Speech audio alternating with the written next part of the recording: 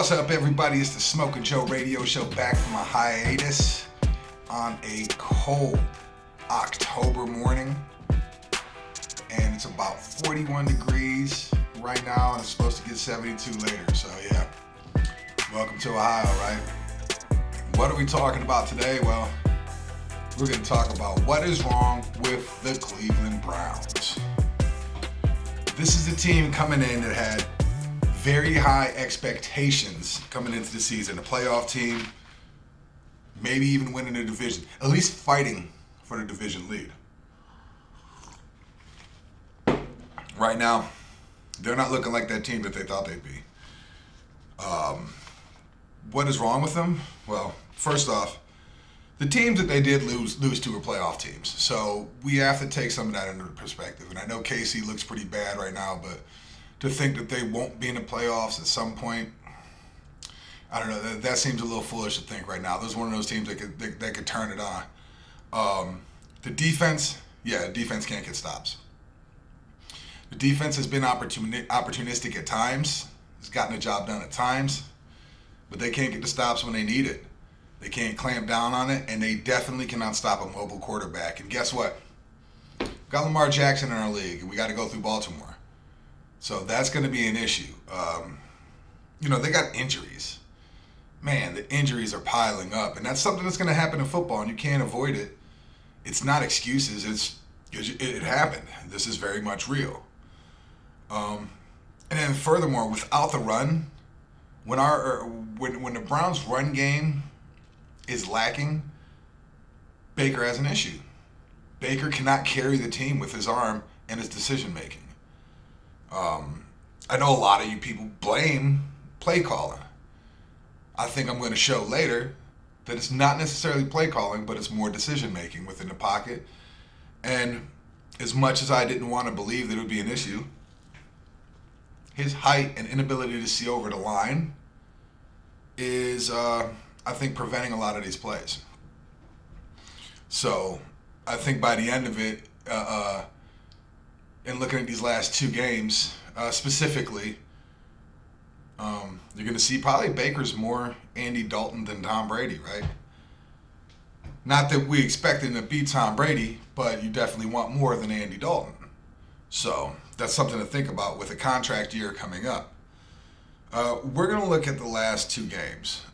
And let's just go ahead and talk about the elephant in the room first. And that's OBJ. What is the problem with OBJ? What is the problem with Baker? Why can they not seem to be on the same page? Why can they not connect? Well, we do know, just a couple things to look at here. One, we know it's easier to blame OBJ. Why? Because he's louder, he's flashier, he's got style. Kind of that polarizing figure. Either you like that in a player or you don't like it in a player. You know, the old school mentality football player, no, I want the hard nose to the grindstone. New wave people love that social media craze and the lifestyle that comes outside of football. And I get that, these people are celebrities. This is sports entertainment. It's not just like sports to live or die or something. This is sports entertainment. Believe that very much. So it's easier to blame that when you compare him to Baker, the blue collar, hard working, nose to the grindstone guy, Midwest, blah blah blah, right? Like that's kind of what you hear with Baker. You just insert any Midwest analogy there, and that's our quarterback. So there's that gusto there that's going to be automatic. So there's going to be polarizing right there just between a contrast in personalities, even though they both still have the same competitive edge in the personality. But I want to look at a few screenshots in the last two games, and this is specifically between OBJ and Mayfield to kind of see what's going on. First, we're just going to address the two drops. He had 2 fourth down drops that were big. Were they hard catches? Yes. Have we seen him make hard catches? Yes. Should he made those catches? Yes. There's no excuses there. I don't think at this point in this junction of the trade and the transaction we can say that one player is at fault. They're both at fault. When the opportunity has been there in Rose, he hasn't sometimes risen to the occasion. He's had a few key drops, and that's going to kind of stick in a quarterback's head. With that said, that doesn't mean you totally look off a receiver with talent like that. Okay, you don't completely shut him out of your game plan, not even look his direction. So we're gonna go back to the Chargers game, and a lot of people had an issue with the 3 and out, right? And say, oh, it was horrible play calling, right? Okay, so let's look at it, the 3 and out drive. The first down, there was a handoff. All right, I don't think that there's going to be any argument there that they were going to hand off the ball, right? Number 1 rushing offense in the league, right? They try to disguise it like with Hunt, like he's going to go for a pass. They run the ball. No surprise. I'm not upset about that. If you're upset about that, then, I mean, come on. It was either a handoff or a screen. There should have been the first play, right? Or a play action tight end screen. Some very high percentage pass, low risk, right? So, 2nd and 10 after getting stopped on first down, which, they're stacked against the run because they know we're going to run the ball, number 1 rushing offense in the league. There's not a question here, right? I don't know how you could out-coach things here, but, 2nd down, they're going to go for a pass. Makes sense. Right? No point going play action. They know you're not going to run it. Now, when we look at this 2nd and 10, and I'll pull the screenshot up over here. Where am I at? Here? There we go. And you're going to see Baker Mayfield dropping back. Somewhat clean pocket. He has pressure from Bosa coming from the outside, but he was pushed far.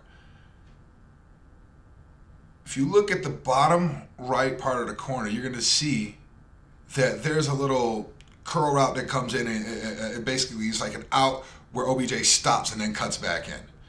Right at this point, if Baker Mayfield was looking in Beckham's direction, this is going to be at least a nice chunk play.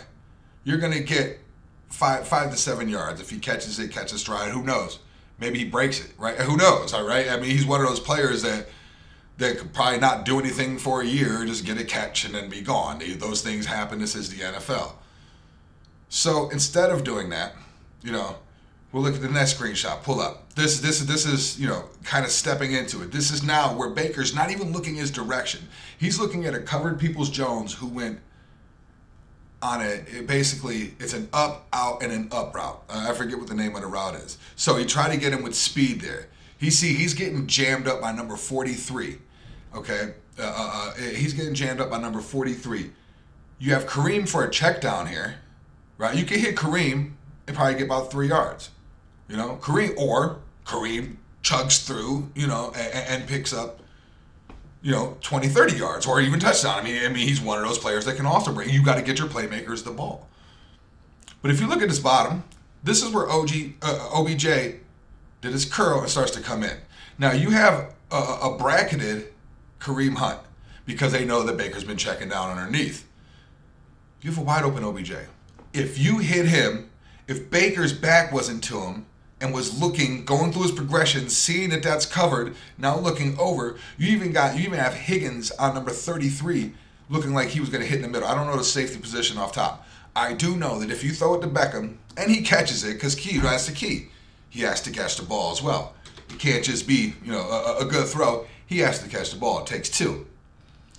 But Baker should hit him. Baker should have hit him and get a nice chunk. Instead, he goes further down the field to Higgins, who was single covered. Well, when Baker went in the pocket and got kind of happy feet, Higgins stopped his route. Slowed up. Maybe that would have been a good thrown ball. We don't know. Is that the receiver's fault? Is that the quarterback's fault? This was a bang play. I can tell you this. When you look back at OBJ wide open, if he makes that throw, OBJ catches it. And if you even look, if he catches it mid-hash mark and turns up, he's at least going to get another yard. You got 6-yard gain. Instead, miss pass, down deep. We're looking at 3rd and 10, and then we have to clock it. Have to clock it. So you go with a draw play and try to see what you can get. It's not popular, but when you're the coach and you're watching all the film, like I'm just watching the replay on Game Pass. I can't find access to all 22 anymore. I'd have way different breakdown footage that would show the whole field. I could only find this, and I'm seeing all these missed opportunities. Right now, that's just 2 missed opportunities, but that's early in the game or late in the game in crunch time when the pressure's on. These are plays that your $40 million quarterbacks, they make these plays. I've watched Josh Allen make these plays. I've seen Lamar Jackson make these plays. Kyler Murray, Derek Carr, right? I mean, some of these guys ain't even that good making these plays, right? But it happens. Now, the next example is going to 22 seconds left in a game. If you have a game replay or anything, any access to that, go to 22 seconds left in the game and pause it. And what you're going to see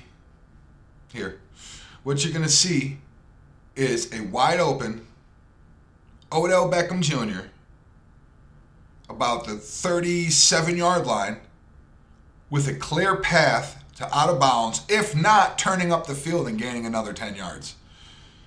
Now, this boggles my mind because Baker chose to throw to a triple covered, and granted the guy's lagging behind underneath, but he's at least double covered, right? He's at least double covered Peoples-Jones. And Peoples-Jones was having a great game, monster game, beasting, right? But you can't throw there.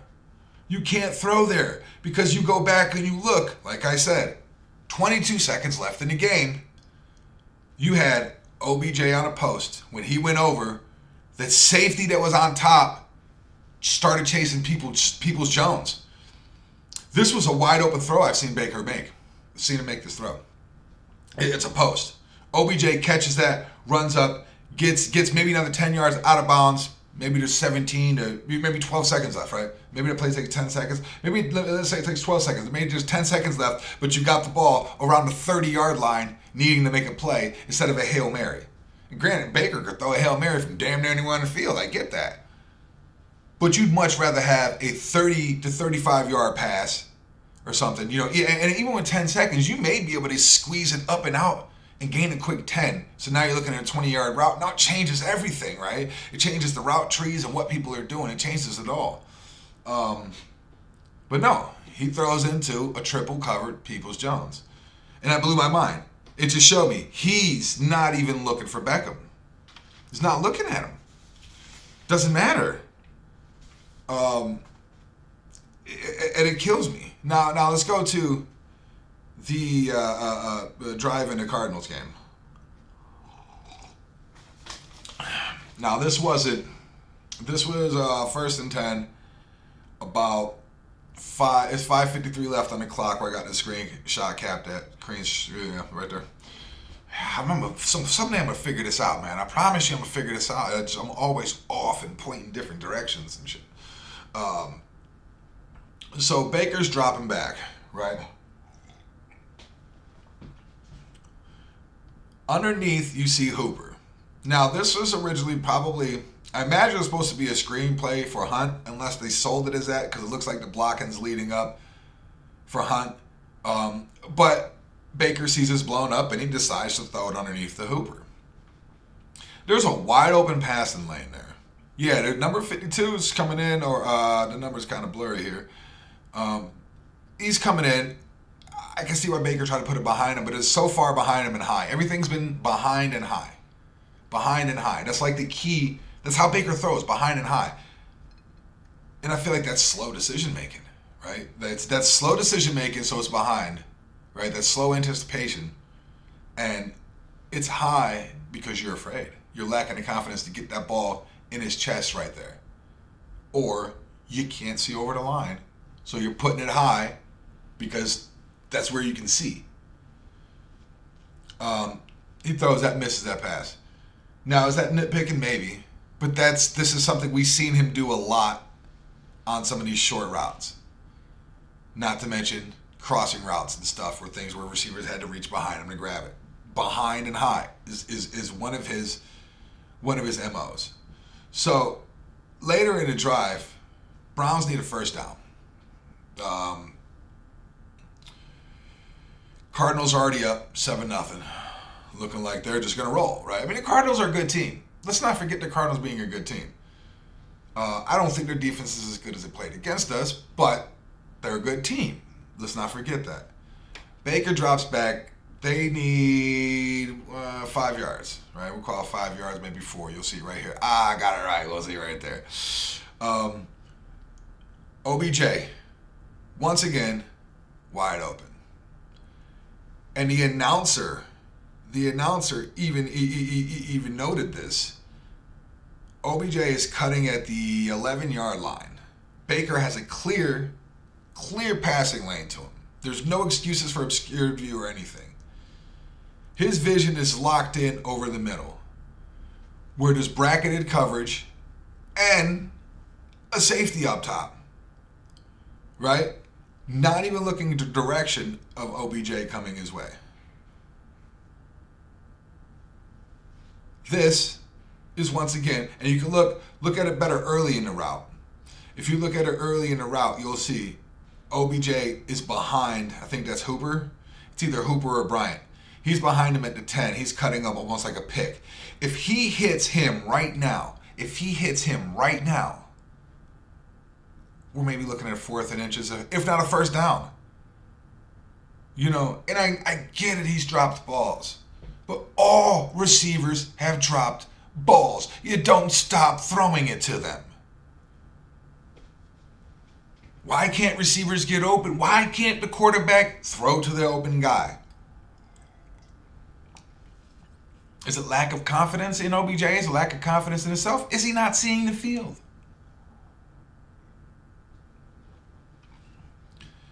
So, these things considered, when things start to go wrong, Baker has a little scramble and some wiggle to get out of it, right?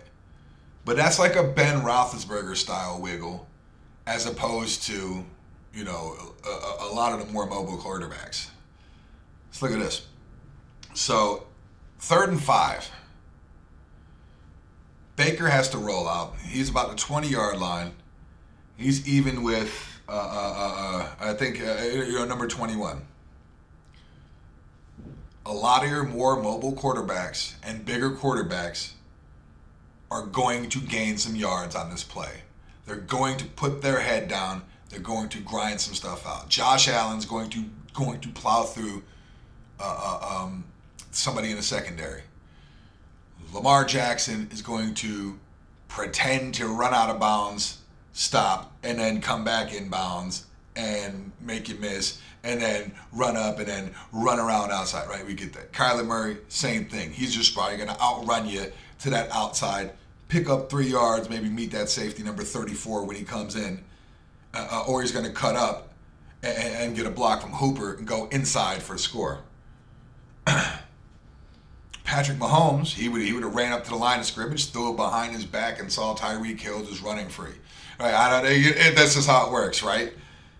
Baker Mayfield has trouble getting back to the line of scrimmage, even gaining positive yards. So, my point behind that is, when things start to go wrong, and the running game's locked up, and then they put pressure in the passing game, he's not a threat outside. Not every quarterback has to be a running quarterback. I wouldn't say that Josh Allen is a running quarterback, but Josh Allen can run. Very athletic, very big, can take the punishment, can stretch out for that extra play. No fear, right? Is it going to get you hurt? Maybe, who knows? But you can't play afraid, right? You have to go for it. Is it because Baker's injured? Maybe. But I've always been of mind, if you're that hurt that it's hindering your gameplay, then maybe you shouldn't play. And I understand, look, I'm not in the Case Keenum camp and saying that he's going to be the same as Baker Mayfield. No. I get it. They're gonna, especially with no passing game, because then, Baker has a lot of arm talent, but he does lack finesse and touch. We've seen that, and ball placement. Those are some issues. Like if he's got a guy streaking, he could probably hit him, But we've seen, let's not forget the Chicago game and the Minnesota game, man. They were just bad. They were just bad. And everybody's okay with those games because they won. But why did they win those games? Let's get to my second point, and that's defense, right? So everybody is always jumping on the defense. Look, they gave up 47 points, 600 yards. They just gave up 30 points. Look, both those teams have great offenses. I had somebody bring up to me, oh, well, look, the Chargers just scored 6 points against the Ravens. If you're trying to compare the Cleveland Browns defense was missing 3 cornerbacks in their secondary to a perennial top 10, top 5 defense in an organization like the Ravens, then, I mean, you got to go apples to apples, right? You don't get me wrong, I am a diehard Browns fan. I hate the Ravens, but you got to respect them. I'm not going to just disrespect them like that. It's not the Steelers. So let's look at the defense, right? How bad is the defense? So I'm going to kind of go through some stats here. I'm pulling these stats of foxsports.com, and it's just the Cleveland Browns stats. It's actually the whole NFL defensive stats. And in the column for points against, Browns are 9th. Not very good. So they're bottom 10 defense in giving up points. That's gonna stick the same points per game. They're 10. It's a lot of points, right? You don't want to be in that bottom list of giving up points. But in the last 2 games, because they have Sunday's game in here, so there's 6 games. It's not very good. There's 77 points in those last couple games. So without those breakdowns, then maybe it's not as bad. But there's no excuses. You can't give up that many points. Yards per game. Now, yards per game is not really a telling factor, is it? Well, you got to think about this. If the defense is constantly getting a short field, then obviously the offense isn't going, or the opposing offense isn't going to put up a lot of yards, right? When you look at the yards, the Browns, the number 1 team in the league for least amount of yards given up per game, average, 270.2 yards. That's the Buffalo Bills, right? Great team, dude. They're just a good team all the way around. Number 2 at 307 yards, Cleveland Browns. Cleveland Browns have only given up, average of 307.7 yards per game, and one of those games had 600 yards of offense in it from the opposing team. Think about that. The defense isn't getting put in good positions, right? The other team's getting a lot of opportunity there. And there's been a lot of injuries over the last 2 weeks and a lot of yards given up. So where is it coming from? All right, so passing yards. Where do the Browns rank on defense in passing yards? The secondary is getting tore up, right? 22nd. 22nd. Now this is let me resort this the other way, going from least. Number 1, Buffalo Bills, of course, right?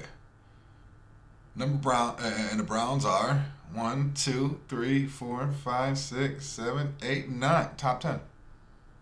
Top 10 passing defense, according to yards. Top 10 passing defense. So they're not giving up a lot of yards, right? Maybe they're running the ball on them, right? Maybe they're running the ball on them, right? No. 1, 2, 3, 4, 5, 6. Top 10 defense run against the run. All right? So there's not a lot of yards there. A lot of points. Where are they coming from? Right? Sacks? Sacks, they're third in sacks. Third in sacks. Defense doesn't sound bad on paper, does it? Doesn't sound bad on paper. Let's look at interceptions, turnovers. Well, all right, well, they're not very good. They're towards the bottom of the league. They only got 2. They're down there with the Jets, 49ers, and the Falcons. So they're not very good at creating turnovers.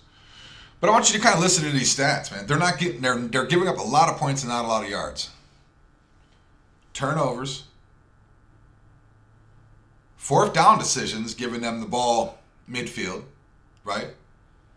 Putting the defense in a bad scenario with bad punts, right? There's a lot that goes in here to make this defense seem bad. And the last 2 weeks have been breakdowns, yes. But let's not forget the other games that the defense has won. Let's not forget that the defense put the Browns in a scenario to win, to go and get the win against Kansas City.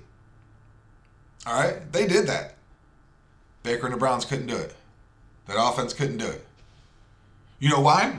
They could run the ball all game. They could control the clock all game. When they need to push the ball and get it downfield and depend on Baker Mayfield's arm, they don't do it. They don't do it. It always comes down to stuff like the Kareem Hunt handoff that goes for 60 yards or something on a draw play when it ain't supposed to, right? Things like that. So you want to blame the defense. I get it, but look at these stats. Before you really do that, dig into these stats and start to see that it's not all the telltale. Go back and watch that Chargers game. Watch the defense. There was a lot of different possessions in that game. Very fast-moving game. Very fast-moving game. There's going to be more scores. It was a shootout. But the defense still made some key stops and a turnover before the end of the half that we couldn't capitalize on. So they did things, right? They did things. The defense isn't anemic. Right now it's injured and beat up. So is the Browns offense. It's not going to be very good. It's most likely going to be a loss against Denver. Just because, the Browns don't have it. They don't have the personnel. Baker Mayfield's injured, and even healthy, I'm not sure if I could depend on him to throw the Browns to victory. Just how good is Baker Mayfield is kind of my question now at this point. I get it. The defense needs to get better. I got it. The receivers need to get better, more separation. But I need to see the all-22. I need access to that. I got to find it because I think they're getting open. I don't think Baker's seeing them. And when you compare Baker stats-wise, let's take a look at some of his stats, man. You're gonna be surprised. Well, you're not gonna be surprised that number one in the league, Tom Brady. Tommy Boy's never gonna die, man. He's gonna play till he's like 92. He's gonna be like George Blanda plus some. Baker Mayfield is down the list in total yards behind. He's behind Jalen Hurts in total passing yards. Behind Roethlisberger, Daniel Jones, Carson Wentz, Sam Darnold. Right? Is he better than those guys? Probably. But it's not looking like it. Yards per attempt. Let's see. They give me all the people who throw like 3 passes. All right, let's look at touchdowns because touchdowns matter, right? Touchdowns matter. Scoring points matter. Baker Mayfield has. Where is he? I got to keep scrolling on this list. Do I got to bring up another list? Am I just missing him? Do I have to hit the next page on Baker Mayfield? He's not even on the first page. Oh, he's first on the next page. Wowzers. 6 touchdowns, 3 interceptions. We play 6 games. This in comparison to, 20 other quarterbacks with more touchdowns? Mahomes has 18. 3 times as many touchdowns. And they're 3-3. They're 3-3. Tommy Brady, 17 touchdowns. It's Tom Brady. It's just not fair. Matthew Stafford in a resurgence, 16 touchdowns. Dak's a beast. So I want to look at these guys, and as I look at this list, I'm going to see, are these guys better than Baker Mayfield? Okay, Mahomes, yes. Brady, yes. Stafford, yes. Dak Prescott, yes. Josh Allen, yes. Kyler Murray, yes. Justin Herbert? Yeah, I think so. I think that there's more versatility there. I think Herbert's more athletic. I think he can make more throws. I don't think he has as strong as arm, but I just think he's better. Joe Burrow, absolutely. I think Joe Burrow's a stud. He's going to be a stud. Kirk Cousins, I I feel like that's about where we are with Baker. I think Kirk Cousins is there, maybe early Andy Dalton, right? Jameis Winston, I think Baker's better. Aaron Rodgers, no. Russell Wilson, no. Matt Ryan, maybe at this point, but I bet you if you give Matt Ryan this offense with this running game and we run back the season from the start, we beat Kansas City, we beat the Chargers, and we're looking different. We're looking different. I really feel that. I really feel that. Derek Carr, yeah. I think Derek Carr's better. Teddy Bridgewater, no, but we're starting to see that maybe they're around the same. Carson Wentz, no. Lamar Jackson, yeah. As much as I hate to say it, here's the thing about Lamar Jackson and other quarterbacks like Lamar Jackson who are very mobile and can throw but aren't the best thrower. When his arm fails him, he has the ability to make a play. He has the ability to get outside the pocket, to do something special. That overcompensates, or that compensates for his shortcomings on his arm. Or not his arm, because he got arm talent. Just his decision making and his ball placement. And his timing. Right? But when all else fails, if you need a last minute drive, who are you going to take? Baker Mayfield or Lamar Jackson? It's not even a question, it's Lamar Jackson. Russell Wilson. Right? Kyler Murray, you're going to take them all just because they have the ability to do something extra. Right? Besides hit the open receiver, they can get outside the pocket. They can run up the field. They can make their own plays. They can get their own yards. And then as the list goes on, most of them, I believe Baker's better than Hurts, Roethlisberger, Trevor Lawrence, Mac Jones, Jared Goff, Sam Darnold, Ryan Tannehill. Honestly, I believe that Ryan Tannehill is a fair comparison to Baker Mayfield as well. Not only do their stats line up, I think that there are people who benefit from a system that they're in, and I think that having a strong running game helps save them, and a strong defense, helps put them in that position. But when the game's on the line, Tannehill's a little more athletic than Baker, or it would seem so. Maybe it's just optics. But he also has his shortcomings, and I kind of think that's about where we are with Baker Mayfield, right around the Ryan Tannehill level. So, when it comes to what are we going to pay Baker Mayfield and what are we going to do with OBJ? Number one, we're going to get rid of OBJ. There's no reason to have him. It's not working. It doesn't matter why. I think that's irrelevant. It's not working. It's time to move on. Whether Landry's happy or not, it's irrelevant. It's time to move on. Baker Mayfield, do we sign him? Sure. But he's got to come for a discount. He can't come in asking for that that $40 million. He can't come in demanding some of the money that the top elite quarterbacks get because he's not one of the top elite quarterbacks. I think when you look at other quarterbacks in the $25 to $30 million range, he's comparable. I think that if Baker's not willing to sign for that, then the issue becomes you can't put the talent around Baker Mayfield to make him successful, and he doesn't have the raw talent itself to carry the team. So I believe that if he eats up the salary cap, what's going to happen is the team's going to put everything on Baker Mayfield's shoulders, and it's all going to fall apart. That's just my opinion, right? That's just kind of what I see. It's just kind of what is trending that way. Right? I mean, this is a contract year. You either go hard or you go home. And I feel like Baker's coming up short and giving the Browns every reason to not only give him a lower offer, but possibly look elsewhere. See what's available out there. There was a rumor somewhere about a OBJ trade for Jimmy Garoppolo. I doubt that either team would do this. And would Jimmy G be better than Baker Mayfield in the Browns? I don't think he's as talented, but I think he's got better decision making. So that's going to be up in the air. And I do think that the emergence of Peoples-Jones can be exploited once Juice Landry gets back in the building. So we're going to see what happens this year. I think Beckham will finish the year here and be gone in the offseason. And I don't see the Browns offering Baker Mayfield that top QB money, and it's going to cause all sorts of an issue. But you know what? That's the business, man. You got to put up or shut up. And right now, I hear a lot of talking. I don't see a lot of action. So thanks for checking out the Smokin Joe radio show. Make sure you hit the like button. Make sure you subscribe. And I'll check you out later. Peace.